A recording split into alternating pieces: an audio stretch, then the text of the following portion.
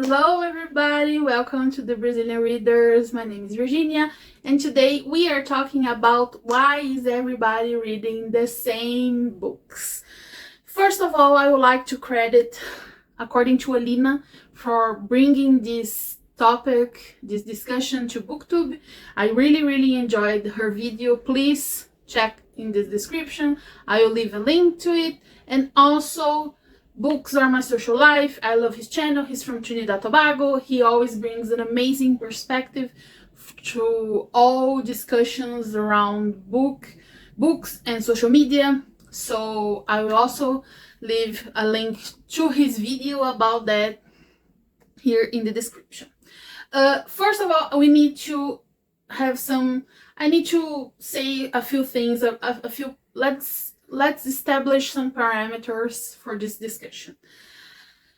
First of all, I am not trying to be like, I am not like you guys. I am not like other girls. Like, it's not that at all.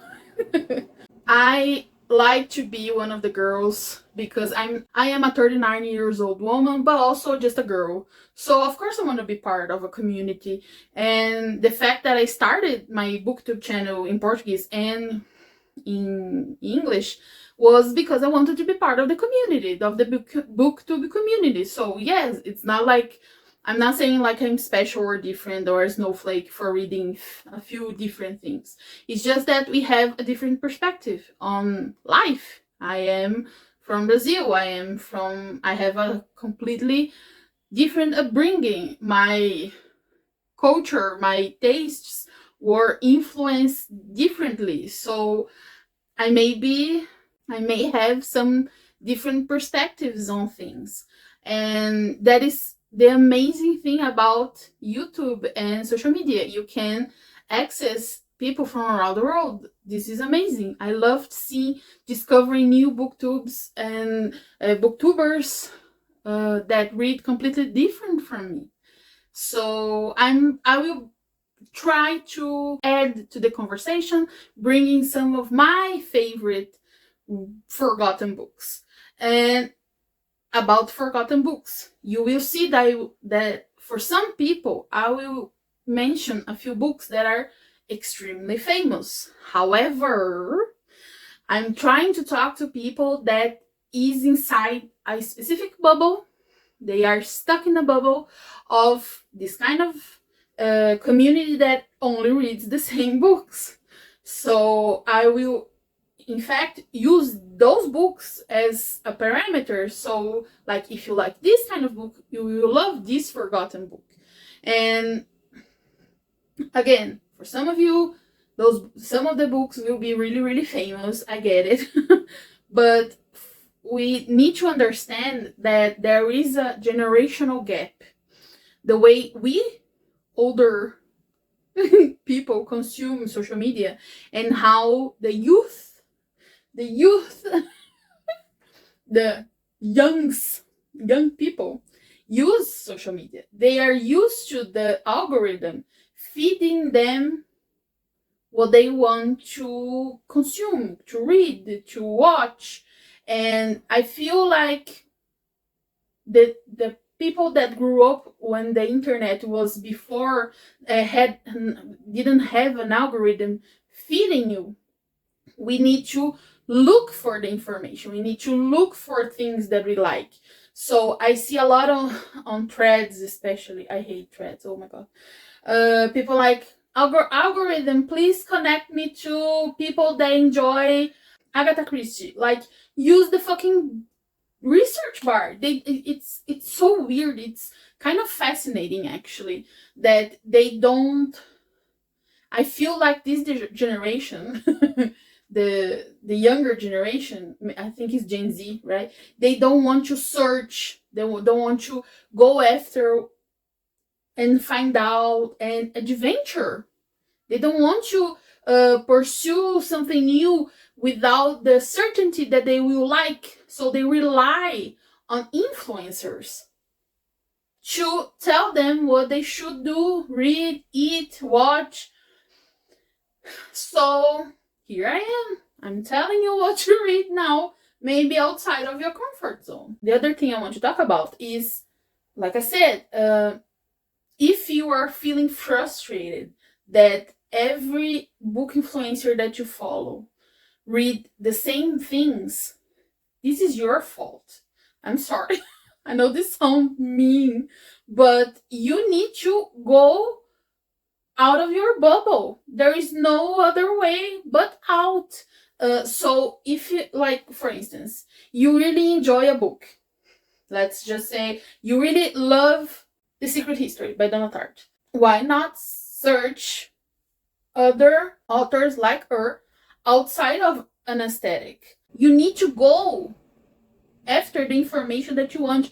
You need to educate your algorithm to show you different things. So if you are following exactly the same influencers that look like you, that look like each other, they have the same background, they came from the same country, they don't read translated books, like, you will be bored to death and you will stop enjoying reading, because it's like you are choosing to eat mashed potatoes for the rest of your life when you can eat everything, whatever you want, but you are choosing to eat mashed potatoes every day. I find that really, really boring, and I love mashed potatoes. So yeah, I think that we need to be more creative, be more adventurous with our reading and our tastes and people we follow. Just look for new kind of faces, lives, experiences, and maybe you will get amazing book recommendations. And let's talk books. I am in my comfortably in my bed. I live near the train tracks, so you may hear some noise.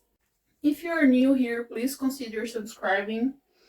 We really want to get to 100 subscribers in the first semester. If you have any book recommendation for, like, if you like this really famous book, maybe you should read this book that nobody talks about, please leave in the comments.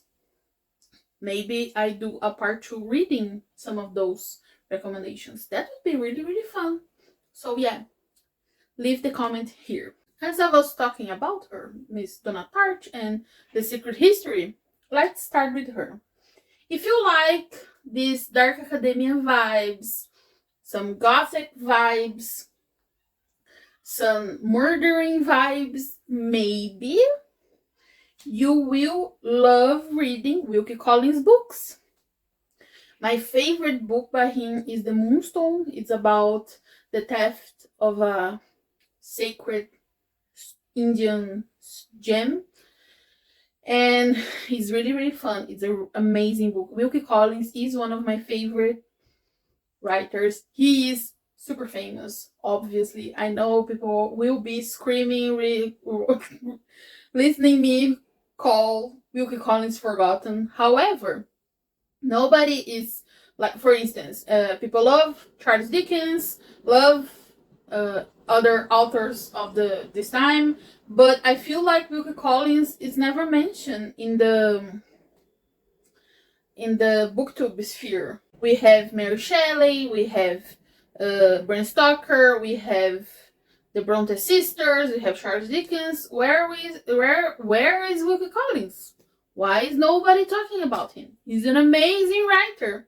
I love his books. I also really, really love, I think in this category, The Woman in White, it's more appealing, will be more appealing, because it has a lot of discussion in connection with some things in the present day regarding women's rights and all those things. I'm not going to spoil any book. So yeah, you should be reading Wilkie Collins. Why not? And another Donna Tartt vibes kind of guy is Evelyn Waugh. I think Brideshead Revisited, it's one of the greatest books ever written. It's also really, really famous. However, I don't see anyone outside of the Catholicism bubble, and obviously Steve Donahue, reading or talking about this book. Not even only I just saw recently like a few people mentioning because of Southbourne, because the director said that it was one of the books that inspired the story, and it's mentioned in the movie in a dialogue. It didn't became famous or trending or anything, and I just can't believe, because it is one of the greatest books ever written. I absolutely love this book, and I read in the beginning of last year, and I remember it constantly. You should be reading Brideshead Revisited. It is an amazing book. And also, and the connection with Donna Tartt is more about class dynamics, and I think that this book also works for people that like Sally Rooney's. I never read Sally Rooney, so please correct me if I'm wrong, but I do feel that her books somehow relate to this kind of dynamic. And also, I think that if you like Sally Rooney, you will love to read Somerset Maugham, especially The Razor's Edge. That is also one of my favorite books. I don't see anyone talking about that. I saw a few isolated reviews in like really small channels. Nobody talks about The Razor's Edge. And I find that absurd, absolutely ridiculous. It's great. It's such a beautiful book. Profound, the discussion about religion and faith, and the fact that Somerset Maugham is a character in the book. I just love this book, and I think everybody should read them. Now, let's say you are preparing yourself to have a sad girl summer, and you love to read Sylvia Plath. So maybe this summer you could read some Clarice Lispector, an amazing Brazilian writer. Some of her work is translated to English. I have Near to the White Heart. We have The Passion According to G.H. And the one that I read is Aquaviva. And Aquaviva is about a woman longing for her man, basically. It's a novella. And she is in deep suffering and thoughts and feelings regarding her husband and the man that she loves. So it's an amazing journey. If you really enjoy this kind of books, like Virginia Woolf, James Joyce, you will love Clarice Lispector. And also Fernando Pessoa. But I don't know, I think there is one of his books that is translated and it's easy to find in a Penguin edition in English. Fernando Pessoa, an amazing Portuguese poet. And yeah, you should definitely go after Clarice Lispector if you are a kind of a sad girl. And some adjacent to that, if you like to suffer with your books, if you like to cry a lot and you're forever changed by a little life, you definitely should read the original Jude, the primordial Jude, Jude the Obscure by Thomas Hardy. That is a devastating book. And I'm pretty sure Sophia Hagar, I don't know how to pronounce her name, I'm so sorry, definitely was inspired by Jude the Obscure. I have no doubt about it. So I don't know if she ever confirmed, in an interview or something, but I'm pretty sure she, like, Jude is the saddest man in literature. So if you like to cry, if you like to suffer, please read Jude the Obscure. It is an amazing, devastating, beautifully written book. I almost choked. Yeah, you should read that. And also, if you love a sad love story, I will recommend. It's not as sad as the other, as Jude Obscure or A Little Life. However, I was devastated when I read it. And Graham Greene is one of my favorite authors, so please read The End of the Affair. It's such a beautiful book. I can't believe people don't talk about this book more often. I don't understand. It's beautiful. Just beautiful. And yeah, if you like to suffer, you should read The End of the Affair. Now let's go to the classics. Do you love Jane Austen? Who doesn't love Jane Austen? And why are Jane Austen lovers not reading E.M. Forster? How is that possible? E.M. Forster is the natural progression when you finish reading all of Jane Austen novels. He is, I don't even have words to describe how amazing his books are. Room with a View, it's a rom-com.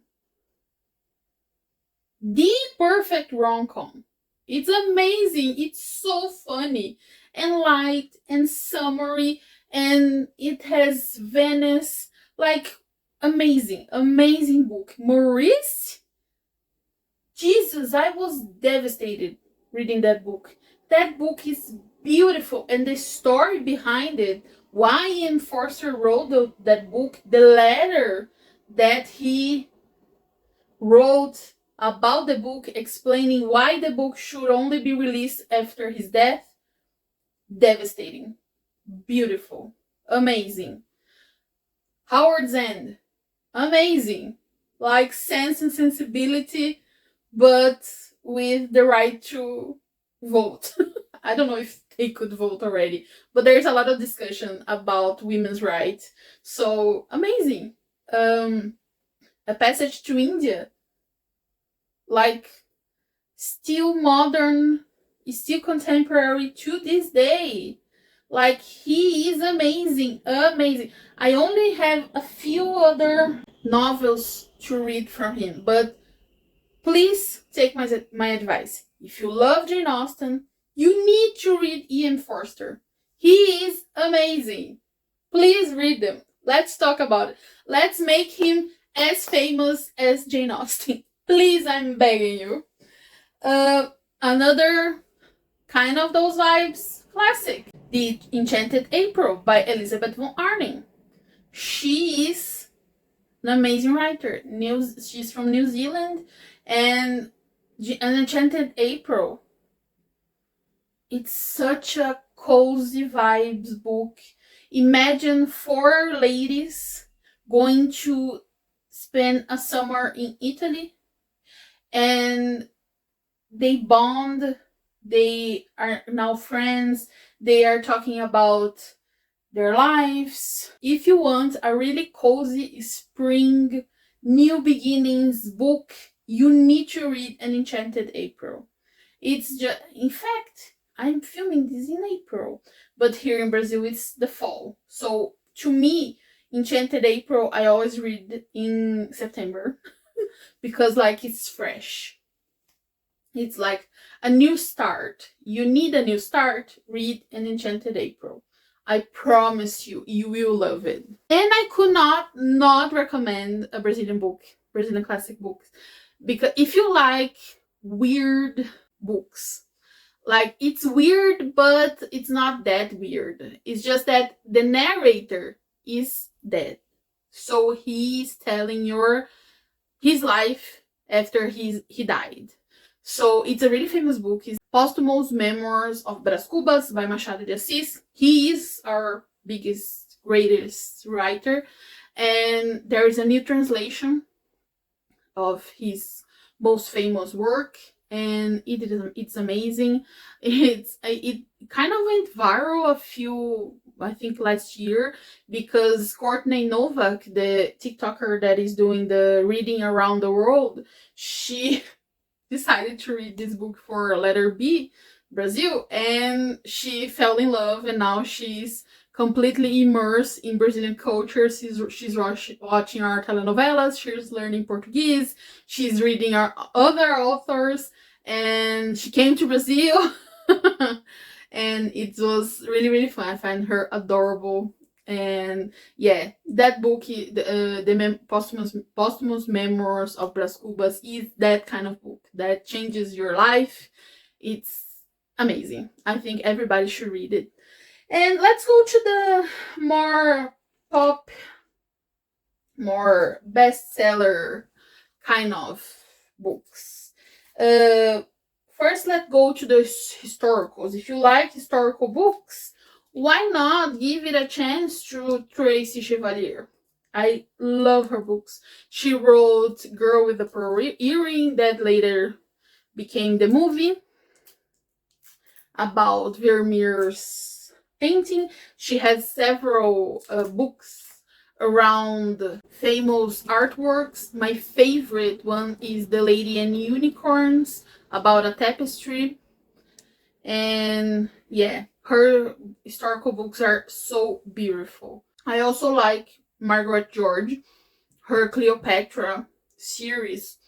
I read that when I was a teenager. I loved it. I was super fascinated by Cleopatra, and her books it's chunky, three chunky books. I ate them up. Amazing books. I think everybody will enjoy that. And if you are like me and love a crunchy historical thriller like Dan Brown, I know he's like not a good writer, and I get it, but his books are so fun. I always have so much fun. And there is Steve Barry's books, his Cotton Malone series. I am so late to the party. A few of his works were translated to Portuguese, and I just reread The Amber Room, and it was so fun. I really enjoy his books. I cannot wait to start reading everything he writes. I want to read the Cotton Malone series from the start and read everything that he released in the last year. He also launched a book like 2 months ago. So yeah, I'm really excited to read. And I think you should read Steve Barry, because if you like history, he's really respectful with the information he puts in his books, because Dan Brown is kind of crazy. And not only that, but like he pretends that everything is real, and he doesn't like, it's kind of weird what happened after the Da Vinci Code, and people considering like it is true, and it was a weird time when if you liked history. And Steve Barry is not like that. In the end of every book, he tells everything that he made up, everything that was real, his sources. So yeah, I love his books. Anyway, let's go to the more popular genres. Do you like Emily Henry? She will release, I think her new book just came out, or will come out in a few days. I have a love and hate relationship with her. I really hated the last one, so let's see. But if you like Emily Henry, you should read Mary Belloc. I know that people have issues with historical romances. However, Mary Belloc books are just as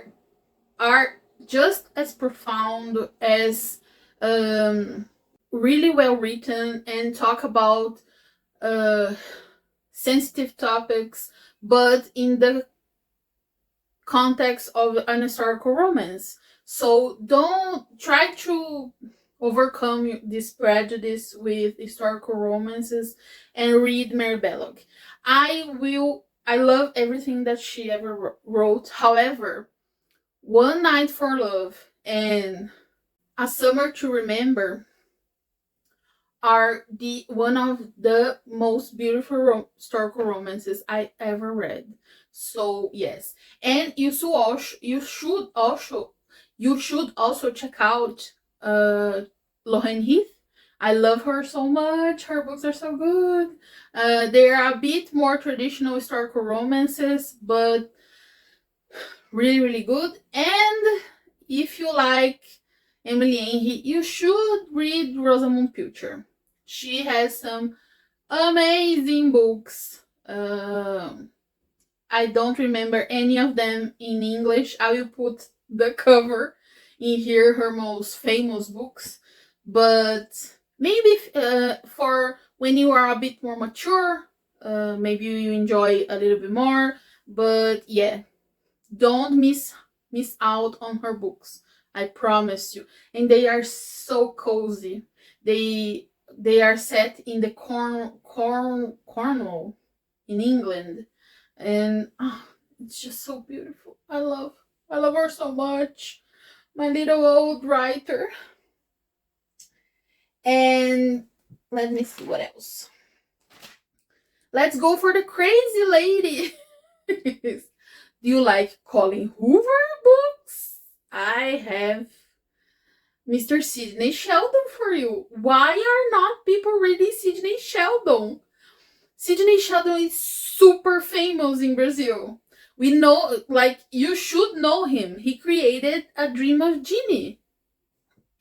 Don't you? And his books are super famous in Brazil. You could find in any newspaper stand.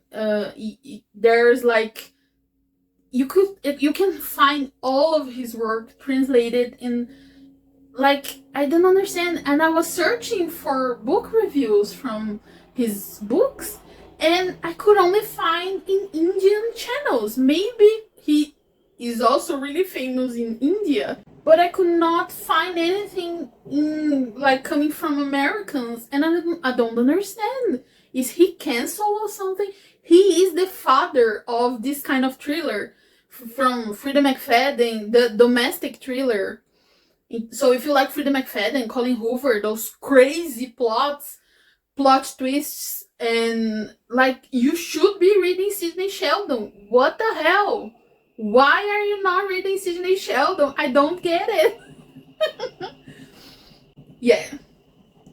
And lastly, but just as important, do you like crazy people committing crimes? I love crazy people committing crimes. So I would highly, highly, highly recommend Malice Afterthought from Anthony Berkeley. He used a pseudonym, but I don't remember I don't know. Miles, something like that. This is one of my all-time favorite books. The ending, I was screaming, laughing, like I could not believe the end of this book. It's amazing. Like, the plot. A guy decided to kill his wife. And I know this seems really dark, but it is not. I promise you. And a lot of things go wrong with this man. And it's so satisfying. It's like, I don't understand why this book is not super duper famous. It is an amazing book. It's like almost perfect book.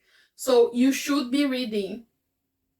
And also all books by Anthony Berkeley. Everything I read from him, the Roger Sheridan stories, like, he is an amazing writer. He is one of the best. He's Agatha Christie's friend. So yeah, you should be reading Anthony Berkeley. And one that is more recent that I really enjoy was The Kind Worth Killing by Peter Swanson. I love this book. Peter Swanson is clearly a fan of Golden Age crime fiction, for sure. And The 8 Perfect Murders the book 8 Perfect Murders, that he listed the perfect crimes in books. In fact, I read Malice Afterthought because of this book, because I know it has spoilers, so I read the entire list. And you should do that too, because there's another also Strangers on a Train by Patricia Highsmith that I read because of that. So, and it is one of my recommendations for crazy people doing crime. So yeah, and The Kind We're Killing, you if you are a well-read, horrible expression, but if you are well-read in the golden age of detection genre, you will pick up a lot of references in his characters, and I love that. I love that in Peter Sonson's books, and especially The Kind We're Killing. Still is my favorite from him, and you really should check it out. And also, like I said, Patricia Highsmith. Why are you guys not reading Patricia Highsmith? She, like, no one does obsession like her. Talented Ripley from her. People, I know people watch the series, the movie, but you should read the book. You should read Patricia Highsmith, and you should read Strangers on a Train. Do not rely on the movie. Alfred Hitchcock does not read the book that he is adapting. So please read the book. You will not regret it. It is an amazing story. You will hate Bruno so much. Like, you will want to kill him yourself. And that is amazing. Imagine being so angry with a character in a book because he is so well written. You need to read Patricia Highsmith. Anyway, let me see if I forgot someone. I think people should read more Graham Greene in general. I didn't specify. I talk about The End of the Affair, but he is an amazing writer. The Quiet American, like, everybody should read because of, like, what is happening. Anyway, I think that's it. I think those are my recommendations for forgotten books that everybody should read. I hope you enjoy it. Please subscribe, leave a comment, leave a like. You know what to do if you enjoyed this video. And I will talk to you soon. Bye.